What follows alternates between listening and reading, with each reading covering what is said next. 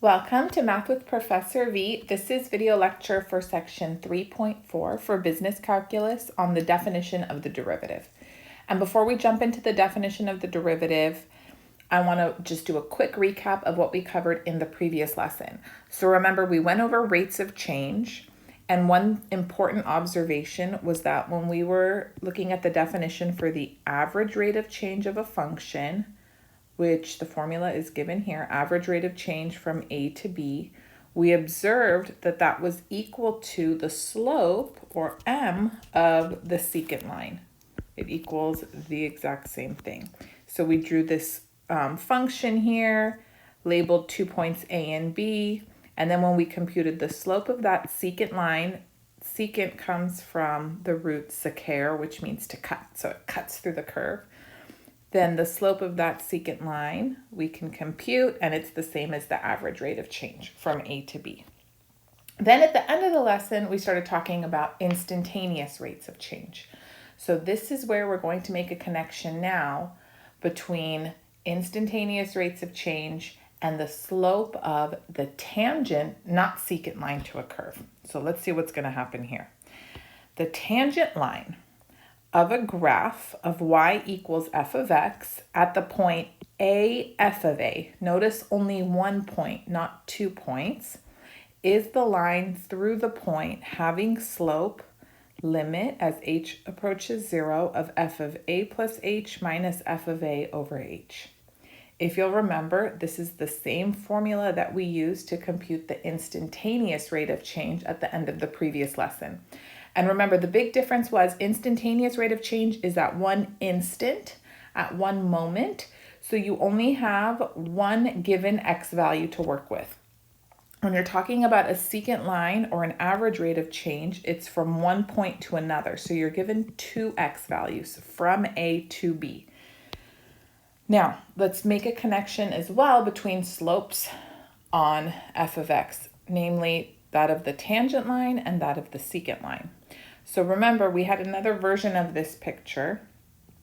We'll label this first point A, and then this blue curve, this is our f of x again, back to say hello. And this secant line is going through A and B on the curve. Now remember, we said we could also relabel B as A plus H, and then call this distance between A and B H. This is what we went over in the last lesson. And then let's label these coordinates on the curve f of x. So this is A comma f of A, and then the second one is, let's use A plus H, f of A plus H. Okay, so here's a quick little recap of everything that we went over before and then what's new for us now. So we know average rate of change,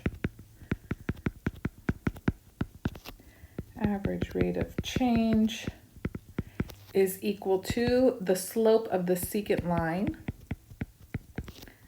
So secant line goes through 2 points.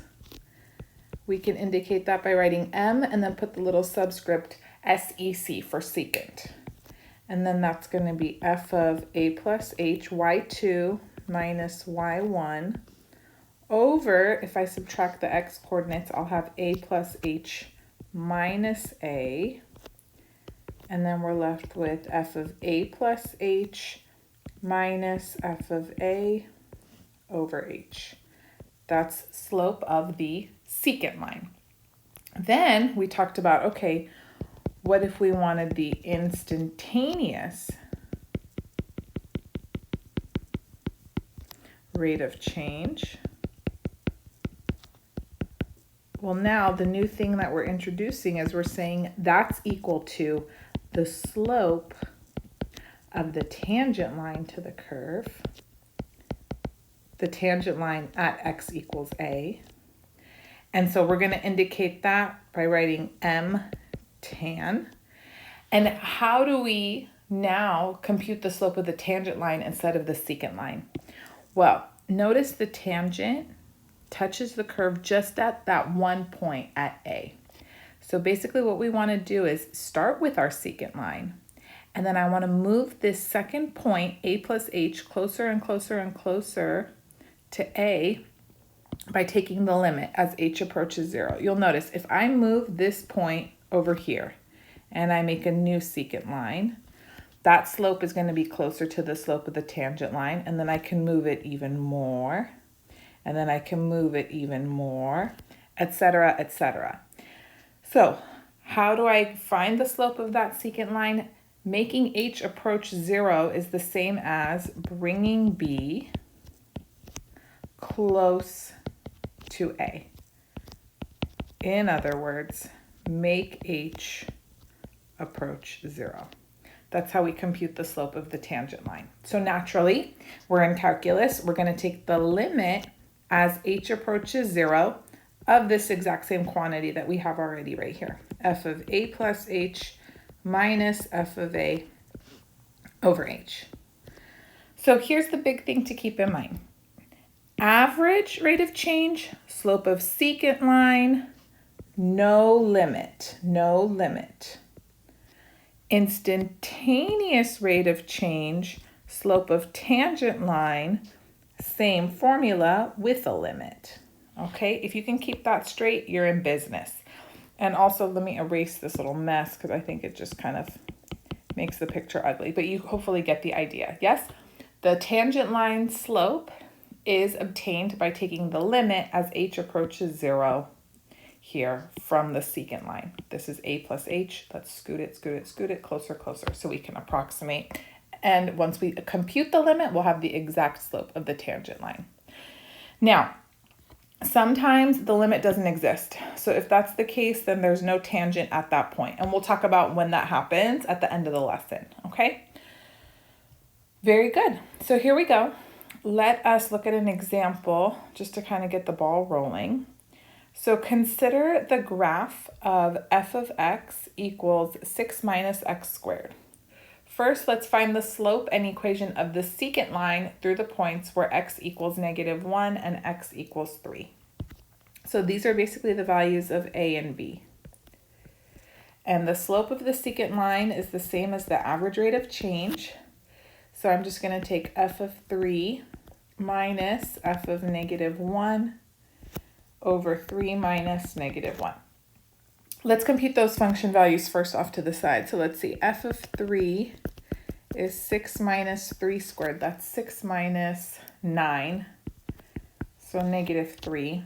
And then f of -1, 6 minus -1 squared, that's going to be 5. Okay, so let's see, in the numerator now we're going to have -3 minus 5 over, that'll be 3 plus 1, so 4. So this is -8 over 4, which is -2. So slope of the secant line is 2. Now they want us to actually find the equation of the secant line. So I'm going to use point slope form. Y minus y1 equals m times x minus x1. I have m. Here's the slope of my secant line. I just need some point. I need some ordered pair x1, y1 that's on the secant line. And I actually have 2. Notice 3, -3, and -1, 5 are ordered pairs on the secant line. I substituted in 3 for x, I got -3 for y. I substituted in -1 for x, I got 5 for y. So you could use either one. Which one do you like better? Let's use -1, 5. If you said something different, stick with it and just make sure we get the same answer. That's always fun. So y minus 5 equals -2 times x plus 1, right? Because -1 minus -1 is plus 1. Then this is going to be y minus 5 equals -2x minus 2. Add 5 to the other side, y equals -2x plus 3. Boom. So that's the equation of the secant line. Okay, now we're finding the slope and equation of the tangent line at x equals -1. Okay, so let's write down what's the formula for slope of the tangent line. This one requires us to take the limit as h approaches 0 of f of a plus h. So in this case, a is -1 plus h minus f of negative 1 all over h. Okay, now my function, it's sitting up here. So I'm going to substitute in negative 1 plus h for x in order to compute f of negative 1 plus h. And keep in mind, as long as there's still h's in this expression, in this limit, I have to write lim up front. So this is going to be 6 minus negative 1 plus h squared minus f of negative 1, I already have it. It's right here. It's 5. Minus 5 over h. Okay, and we've worked with this whole limit before in the previous lesson when we did instantaneous rate of change. You just didn't know it also was the slope of the tangent line. That's all that's new.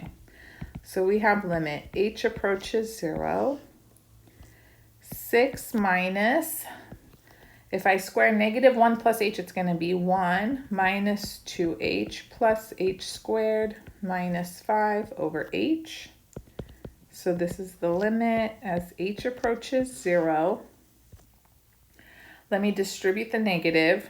6 minus 1 plus 2h minus h squared minus 5 over h. And then remember what I said in the last lesson. Everybody that doesn't have an h in the numerator should cancel out. So 6 minus 1 and minus 5 all goes away. And then now everybody that's left, yep, they have an h. So this is limit h approaches 0. I have 2h minus h squared. I'm going to write them separately over the denominator, which is just h. And then now I can cancel, and then cancel another h here. I'm still writing lim, aren't I? Lim h approaches 0 of 2 minus just 1h. Now I'm going to take the limit. So now I'm going to substitute in 0 for h. So this is 2 minus 0, which is 2. Okay, so that's the slope of the tangent line to the curve y equals 6 minus x squared at x equals negative 1. And we also need the equation. In this case, we have to use the x value, the a value that was given to us. So it's at x equals negative 1. So this is the slope, and then the point is negative 1, 5. So let's use point slope form again. Y minus y1 equals m times x minus x1. So this is y minus 5 equals 2x plus 2. And we get y equals 2x plus 7. That's the equation of the tangent line to the curve at negative 1, 5. Okay. Did they ask us to graph it? They said consider the graph of. So let's just go ahead and graph it. Let's just be thorough little calculus students. So remember the function f of x is 6 minus x squared. In order to graph it nicely, let's figure out what the x and y intercepts are going to be. So y equals 6 minus x squared. If x is 0, y is 6. And then if y is 0, x is going to be plus or minus rad 6. So it's a parabola opening downwards. It's been shifted up 6 units. Now rad 6 is between 2 and 3, right? Because square root of 4, rad 4 is 2. Square root of 9 is 3. So square root of 6 is going to be somewhere in between those two.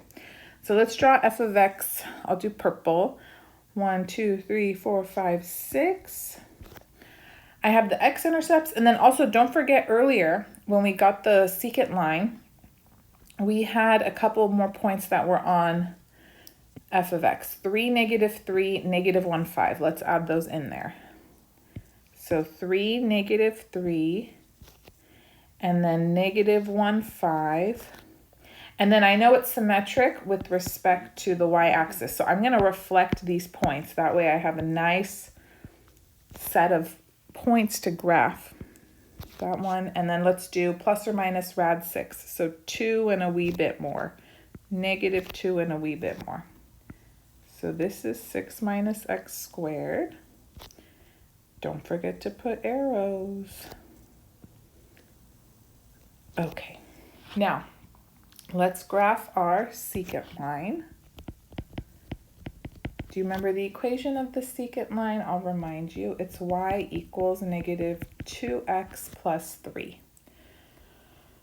I'll do that in pink. So the secant line went through negative 1, 5, and 3, negative 3. And also I can tell its y-intercept is 3. So let's add that in as well. Just because it's already in y equals mx plus b form. You know, I didn't love that one. Hold on. Let's do it one more time. Oh, perfect. Now I'm happy. Here's our secant line. Y equals negative 2x plus 3. And then the tangent line, the equation's right down there. Tangent line, y equals 2x plus 7. And the point of tangency is negative 1, 5. So let's make sure we highlight or emphasize that. So negative 1, 5 is right here. 2x plus 7, so y-intercept is 7. And here we go. Wow, that looks good. See how it's tangent to the curve? It just touches at that one point of tangency, negative 1, 5. Y equals 2x plus 7. Okay, good. Very nice. How was that one? Let's move on. We'll practice some more, don't worry. Now, definition of the derivative. We've been finding the derivative. I just didn't tell you that that's what it was. So the derivative of the function f at x is defined as follows. F prime of x, that's how you read this. This little apostrophe. When you say this out loud, you say f prime of x equals the limit as h approaches 0 of f of x plus h minus f of x over h, provided this limit exists. So what's different here? You might be saying this looks the same as the slope of the tangent line as our instantaneous rate of change formula. The only difference is instead of a, we have x now. So the derivative as a function of x, and basically this will give us the slope of the tangent line at any point x on f of x, provided that limit exists. So instead of just finding, what were we doing in the previous lesson? We were finding f prime of a. And if I wanted to change what a was, we would have to go through the formula all over again. Now when I have f prime of x, I'll have a function of x. That's my derivative. And then I could put in any value of a that I want in order to find the slope of the tangent line to the curve, provided it exists. Okay, so let's summarize everything that we've done because there's a lot going on. This expression right here without the limit is called the difference quotient. F of x plus h minus f of x over h. That's the difference quotient. When we add the limit as h approaches 0, then it is the derivative of f of x. Here's two things to keep straight. In fact, if I were you, I'd take a little screenshot right now. So difference quotient gives you slope of the secant line, whereas the derivative gives you slope of the tangent line. Difference quotient gives you average rate of change. Derivative gives you instantaneous rate of change. You can apply this to particle motion problems. So average velocity would be given by the difference quotient. Instantaneous velocity would be given by the derivative. Since we're in business calculus, we're more interested in business and finance applications. So for our purposes, difference quotient would give you average rate of change in cost, revenue, or profit. Derivative gives you marginal cost, marginal revenue, marginal profit. That word marginal goes with the derivative. Average, average, average. Secant goes with difference quotient, no limit. So adding this limit changes everything. Okay? So now basically we're not restricted to substituting in a particular value, a here. We're just going to leave it as x. Okay? Shall we practice now? Yes, Professor V, sounds good. So the example tells you very specifically how we need to compute the derivative using the definition of the derivative. The definition is right up here with the limit. Find f prime of x. then find f prime of negative 2, f prime of 0, and f prime of 3 when the derivative exists. So here we go. First one, f of x equals negative 2x plus 5. So we're going to find the limit as h approaches 0 of f of x plus h minus f of x over h. So f of x plus h would be negative 2 times x plus h plus 5 minus f of x, original, so negative 2x plus 5 all over h. How are we doing? Shall I color code for you? So f of x plus h is right here, and then f of x here, and then the h is always just all by itself in the denominator like that. Okay, now let's clean up. So this is the limit, h approaches 0, negative 2x minus 2h plus 5, and let's distribute that negative, plus 2x minus 5 over h. Now remember, everybody without an h in the numerator should cancel. Otherwise we messed up. Is it going to work out for us? These are gone. The 5 is gone. Beautiful. Oh my goodness. So this is the limit, h approaches 0, negative 2h over h. And you know what? The h's cancel completely. I don't need to write lim anymore. There's no more h's. This is just negative 2. So notice f prime of x equals negative 2. It's not dependent on x. So if we're finding the values of the derivative that they asked us earlier, f prime of negative 2, f prime of 0, f prime of 3, it doesn't matter what x value I'm plugging in, they're all going to be negative 2. That's it. Now, it's no surprise. Look at the function that we were given, f of x. It's a linear function. The slope, you could see, is negative 2. And when I found the derivative, of course, it's negative 2. Because remember, the derivative gives us the slope of the tangent line to the curve at a given point at some value of x. And on a line, that slope isn't changing. The slope is constant. When you have a line like negative 2x plus 5, the slope stays the same throughout. Slopes change when you have functions that are curving like so, that are nonlinear. Then slopes of tangent lines change. But if you have a linear function, the slope, m, is going to be the derivative. Okay, let's try a little spicier example, shall we? Here we go. F of x equals 3 over x. Ooh, okay, here we go. So let's take the limit as h approaches 0. We need f of x plus h.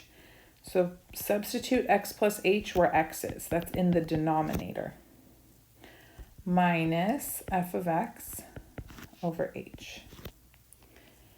Now from here, we want to multiply everything through by the LCD so we get rid of these extra denominators. We have a fraction within a fraction, which is a no-no.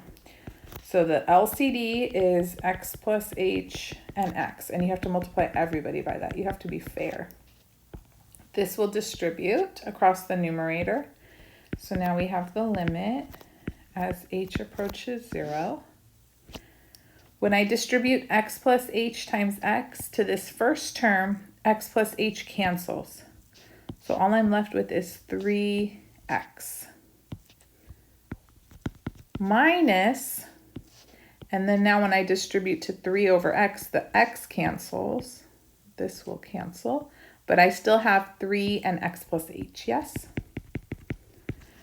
And then in the denominator, just group everybody together, but don't multiply it out. So h, x plus h. Remember, like 99% of the time in your math career, you'll never multiply out a denominator. So don't default to start distributing, okay?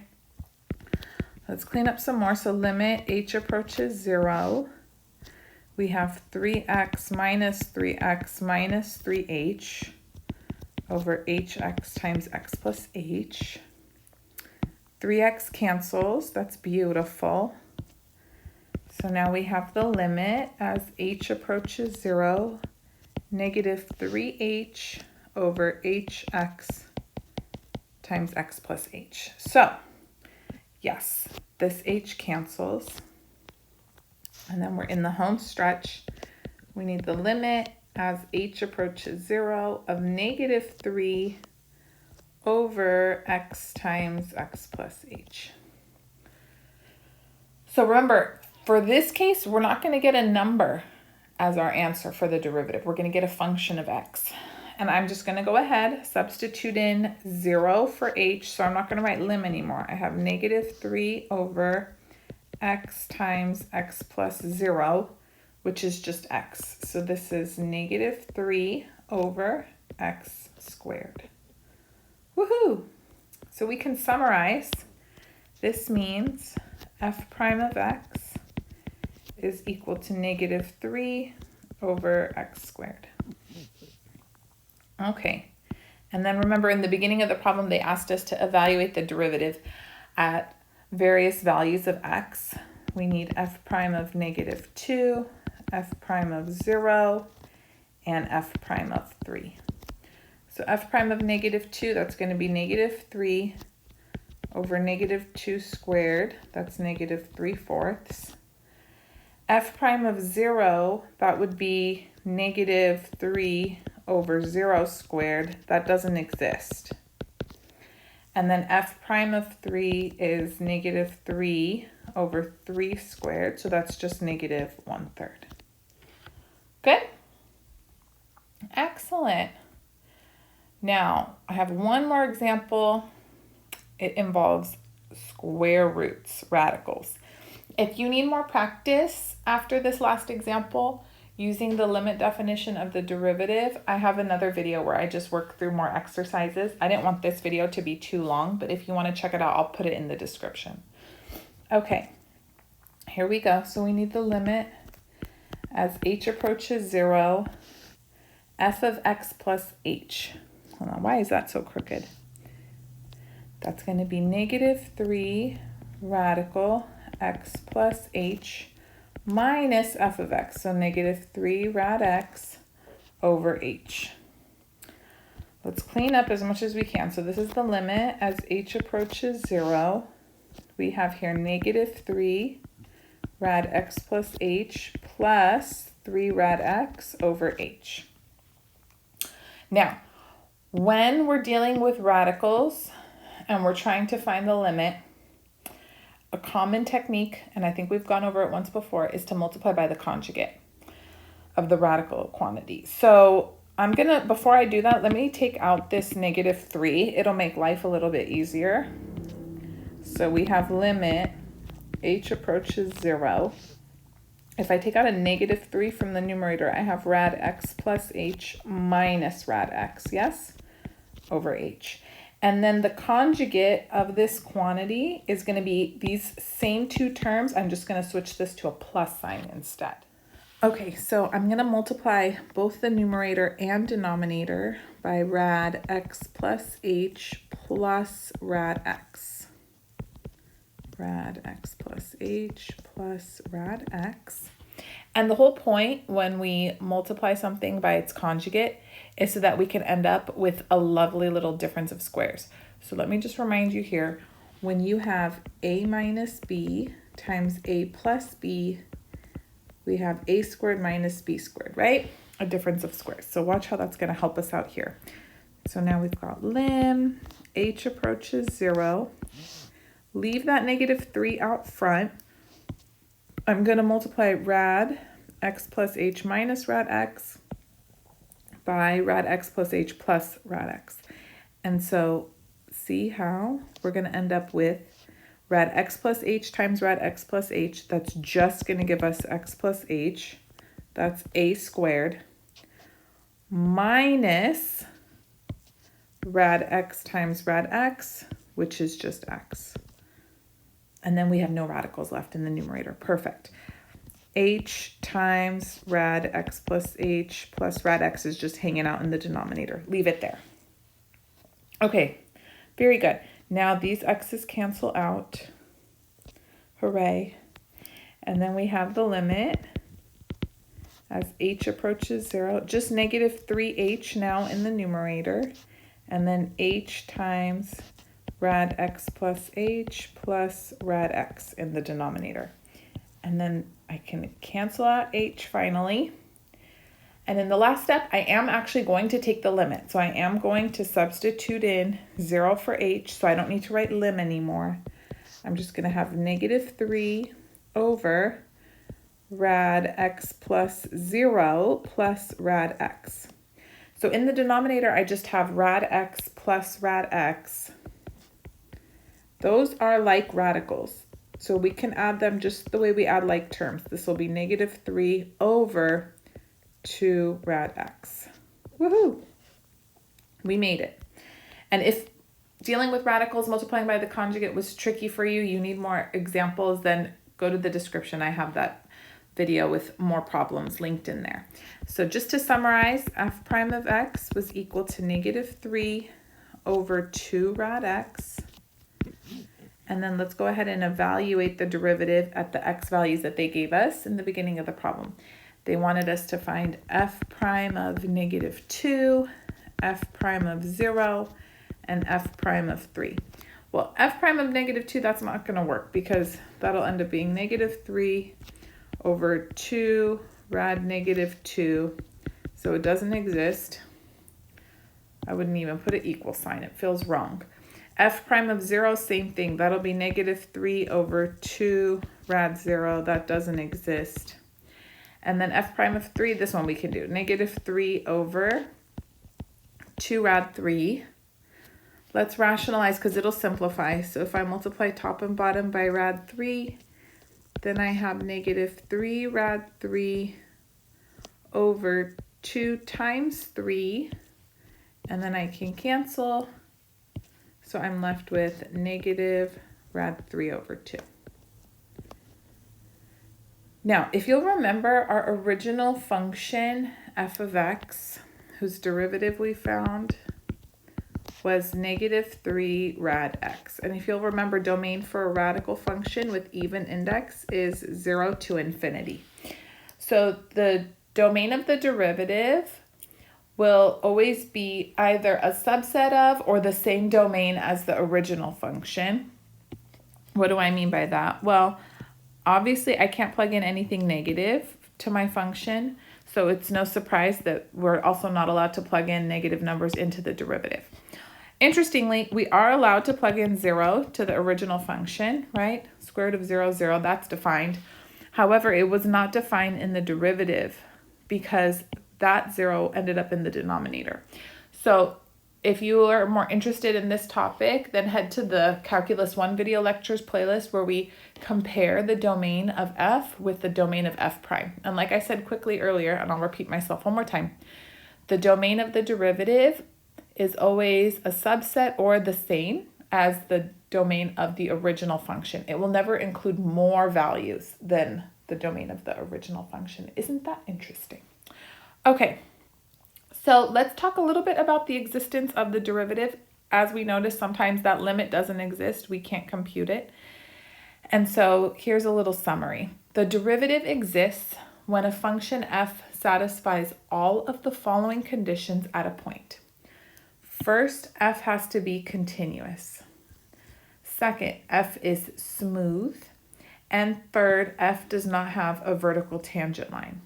We're going to look at a graphical example to help us understand this terminology. What is continuous? What is smooth? What is a vertical tangent?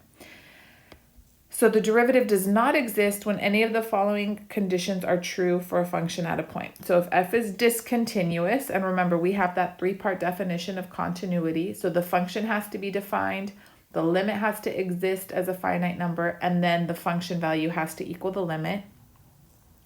If f has a sharp corner, that means it's not smooth, then the derivative wouldn't exist, or f has a vertical tangent. So let's look right now.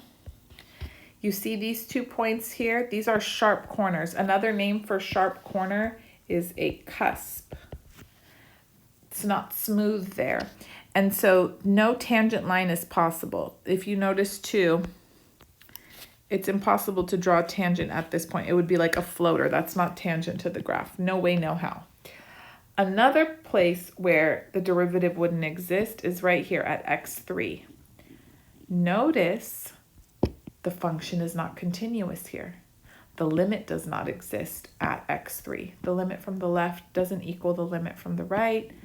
The function's not continuous. It's not differentiable. The derivative doesn't exist.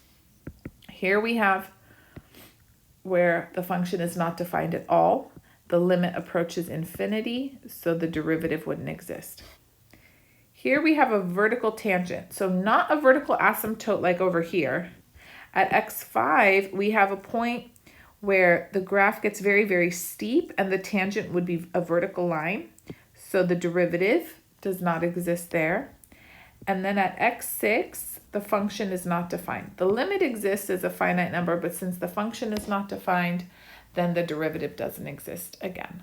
So this is a good collection of all of the ways in which the derivative wouldn't exist, just for you to understand graphically what it looks like. And then when we do the limit definition computationally, we would run into errors as well.